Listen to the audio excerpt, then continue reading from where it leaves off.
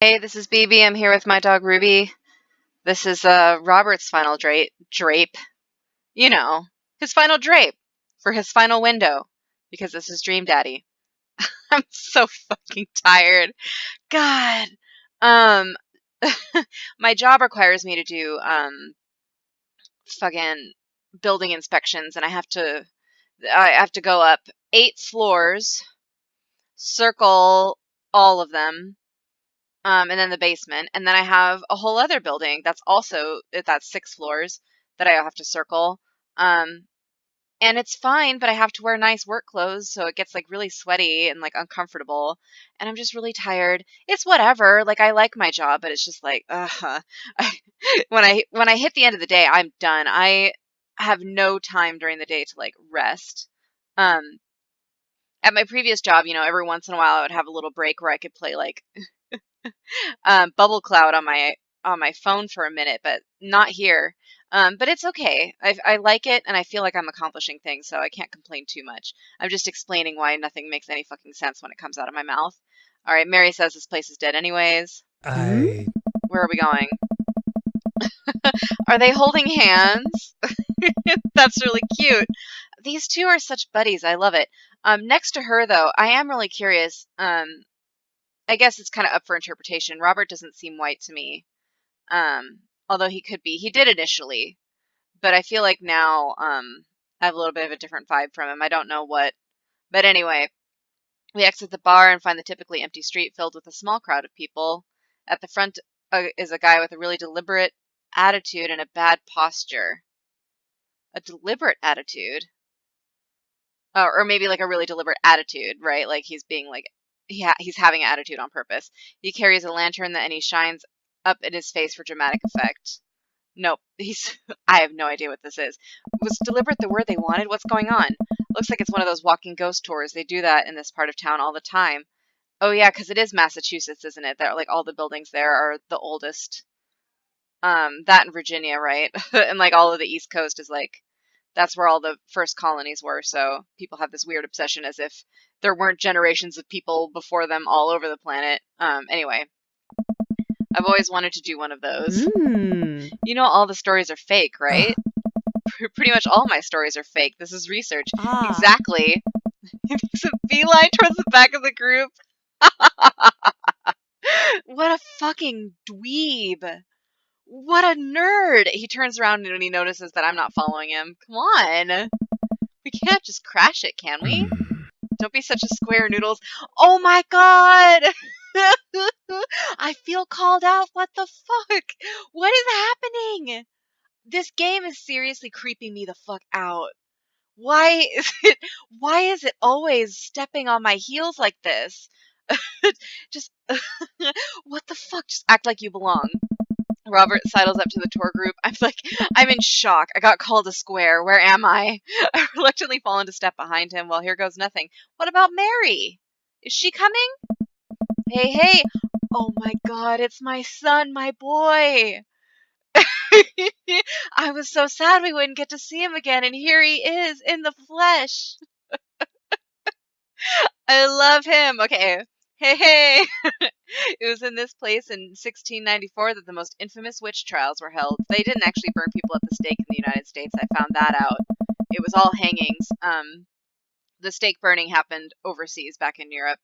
To date, we do not know if the people burned at the stake, were actually witches, but it is widely reported that their ghosts still haunt this hapless dive bar to this very day. On the scale of people who were killed for innocuous shit, I mean, yeah, that sucks, but they would not be the only people who have grievances who died on this land, I would dare say. It was actually 1692. Hey! What? And the site was over by the coffee shop down the road. Robert, why are you heckling him? He has such a hard time. Sorry, who are you? Daniel McSturgis, ghost historian, also host historian. And this is my colleague, Dr. Oh, shit. And my guide, of course, has timed out because I stopped to check to see if my audio is recording better. It is. It's not great, but it's better than we had.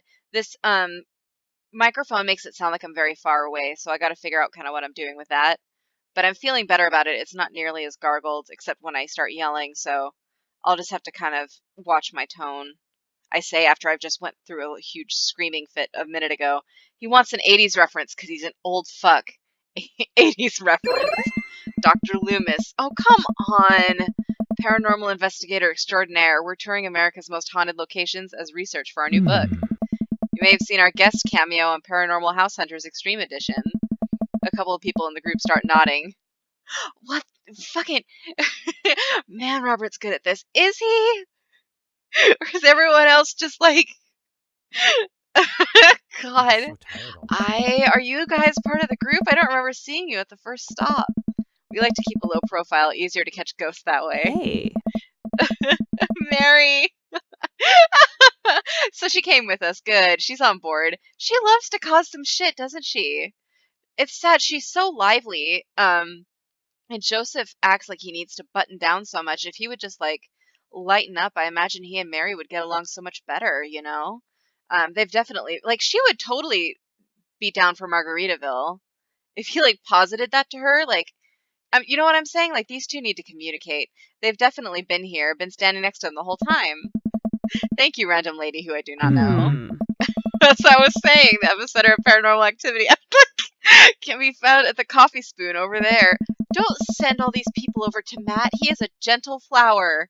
How dare you? The man who runs it has been plagued by hauntings since he signed the lease, damn near driven him mad. My poor baby, no. But whatever you want to say is cool, I guess. It's your tour. Didn't know that about Matt. What? Oh, yeah. Robert. Oh, come on, Noodles. Come on. Robert's making this up. The rest of the tour listens intently to Robert's every word.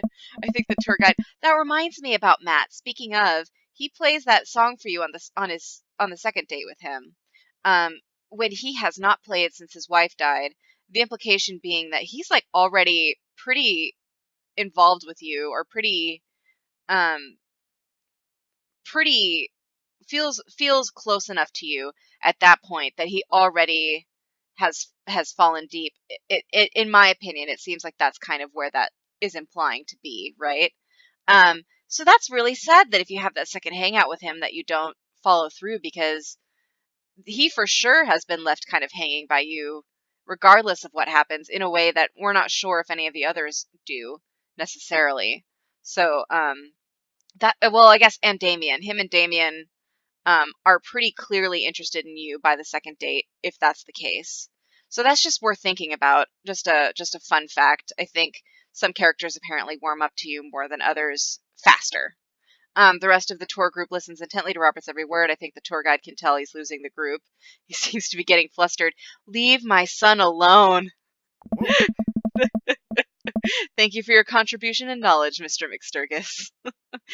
He should be. He's bothering me a little bit with his proportions. He should be shorter.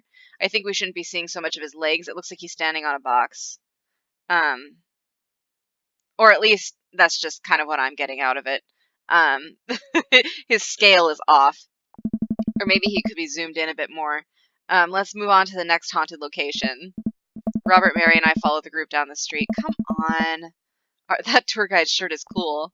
Yeah, everyone in the group gets one if we make it to the final location. The final destination. I turn to Robert and grab him by the shoulders. Stop it. I need that t-shirt. Noodles! If you're on a date with Noodles, you better buy him a fucking t-shirt, man. Matt did it, and he's in our good books, alright? Need that t-shirt. Well, guess we're in it for the long haul then. Thanks for humoring me, babe. Just follow my lead, don't arouse too much suspicion, and we'll have a cool ghost shirt in no time. Hey. Oh, is this Damien's house? Oh man, our group arrives at an old decrepit colonial style house. Bang, bang. A quick pause in the tour. My name is Quinn, but most people on the ghost tour circuit call me Tour Master Quinn. I'm a DJ, trivia master, and part-time actor. You're so talented. All right. I do private ghost hunting events, birthday parties, MC bar mitzvahs, and perform traditional vaudevillian mime work. Oh my god! Tourmaster Quinn gives out headshots to all of us. His resume is on the back. If they made a point of him wearing a Ghost t-shirt, I feel like they should have taken just the hot second to draw him with one. I'm whatever. I have imagination. I can roll with it. But I'm just saying, like, stage combat experience. Anyway, here's a little bit of history for you all. This was the home of noted American author Dorothy Pembridge, whose prose was wildly popular in the late 19th century. So, Damien would probably know about her. It was in the attic of this very home where she wrote such classics as The Diaries of a Victorian Mistress, Lady Fitzwilliam's Courtships, and The Ghost of Sea Captain Reginald Barclay. She unfortunately died of consumption shortly after the turn of the century, but several people have reported that on some nights you can see a light from the attic where the ghost of Miss Pembridge continues work on her latest bestseller. Okay, I guess you could say that she was consumed by her work. Yeah, it's pretty good. No reaction from the crowd. This guy needs to work on his dad jokes. He's not a dad. That's his fault. That's his failure right there. That's his that's what's causing his troubles. Actually, consumption is a popular cover-up. Little known fact is that it was a murder-suicide. Robert, please, I understand. Like, it's cool to have fun. don't rain on this guy's parade. He's just trying his best out here. Hey! I'm pretty sure she died of consumption. Sure. We definitely didn't hire Stanley Kubrick. What? To elaborately fake the moon landing? That's the watered-down, censored version they teach you in school, but if you can't handle the real story, I understand. It's not for the faint of heart. Oh, God. Can we? My feelings hurt. I think everyone would rather hear this world-renowned ghost historian has to say, right, everybody? Oh, come on. Robert. Oh. This is the topic we cover extensively in our book. Dr. Loomis, would you care to tell this story? Don't do this to me. God damn it. I'm not ready. I'm not ready for this. Don't throw me the mic. I don't know. Right. Okay. Go with something I know. In the 19th century, Dorothy Pembridge was credited for protecting New York City from potentially world-ending paranormal forces. Despite her success, her ragtag group of ghost hunters were disbanded by government officials. However, after learning that the ghost of Vigo, the Carpathian, has taken an interest in her son, and her and her ghost-busting friends launch a mission to defeat the ghost once again to save New York City. Shut up, Noodles.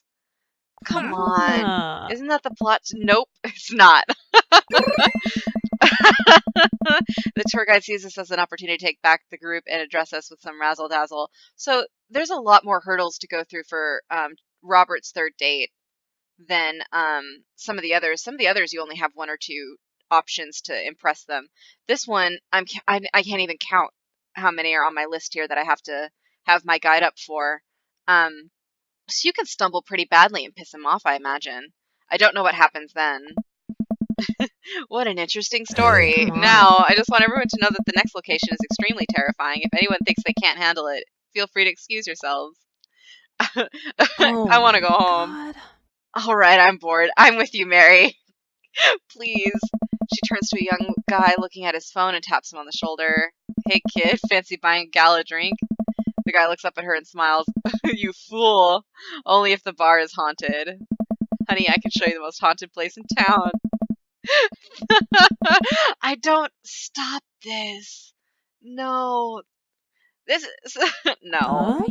Don't write. No, come on. Why do they wait till the third dates to pull out some of this kind of like bathroom humor, dude? Like, I'm not really down with it. It's just not my style. Mary salutes me and Robert. She suddenly pulls me into a hug and murmurs into my ear, "Oh no." What are you gonna say? When you've known Rob for as long as I have, you know when something's wrong. Keep an eye on him for me tonight, okay? Well, if that's the case, why don't you fucking stick around, Mary, if you're so worried about it? If it seems like he's about to do something dangerous. Like, I don't know his history. What are you talking about? That's stressful. Oh no. I guess we're babysitting Robert. I'm sorry that this date is going slower than I expected, but we'll pick up again in the next episode. Thanks for watching. I appreciate you. Bye.